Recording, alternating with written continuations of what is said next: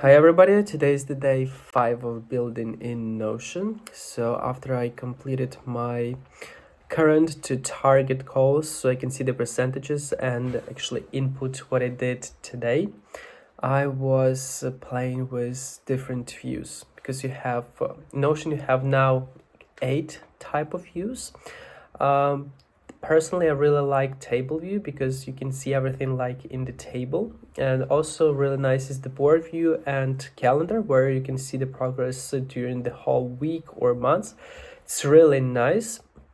So now I use mainly table to group everything, and also calendar view in week to just see my weekly progress, and monthly to just check overall picture.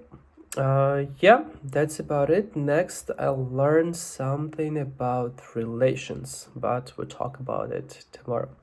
See you soon.